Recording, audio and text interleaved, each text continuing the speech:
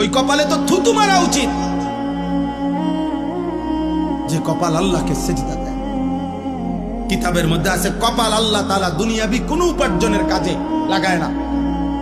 মানুষ হাত দিয়া ধরে, পাও দিয়া যায়, বুদ্ধি দিয়া দেমাগ দিয়া ভাবে, নাক দিয়া গন্ধ শোকে, মুখ দিয়া খায়, কান দিয়া শুনে, জিহ্বা দিয়া কথা বলে।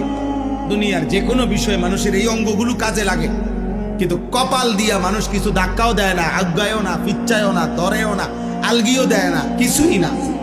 কপাল দিয়া দুনিয়াবি এই কপালের এই জায়গাটা দিয়ে দুনিয়াবি উপার্জনের কোনো কাজ, দুনিয়ার প্রয়োজন পূরণের কোনো কাজ লাগে না, এটা দরকার লাগে না, এটা স্পেশাল আলাদা।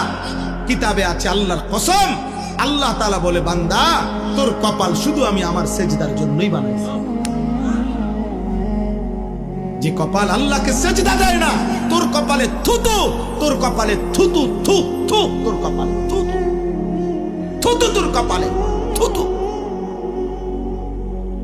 থুতু, তোর কপাল, ঠিক ঠিক তোর কপাল, ঠিক তোর কপাল। নিকৃষ্ট জানোয়ার এটা, নিকৃষ্ট হাইওয়ান।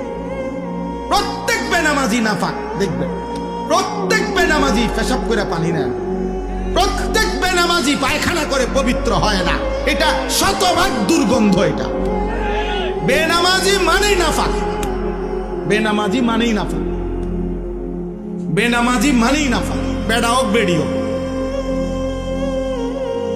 বেনামাজি বেটা বেটি দুটোটাই নাফাক, দুটোটাই অসভ্য।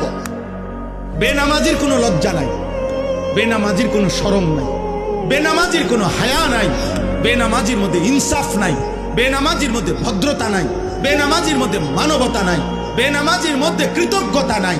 কারণ এত বড় আসমানওয়ালা আল্লাহ গোটা কায়নাত দিয়ে যে তাকে লালন পালন করছে, এই গাদ্দার এমন নিকৃষ্ট গাদ্দার, এত কিছু দিয়েও যে তার থেকে সেজদা পায় না, তার মতো নিকৃষ্ট গাদ্দার কোনো কুত্তাও হয় না, কুত্তাও না, কুত্তাও না, কুত্তাও, কোনো কুত্তাও না। যদি হিম্মত থাকে তো প্রতিবাদ করো, দাঁড়া এখন বলবে। যদি কোনো তোমার কাছে ভিন্ন যুক্তি থাকে, নাও আও, এনে দাঁড়ায় কও, আমরা শুনি।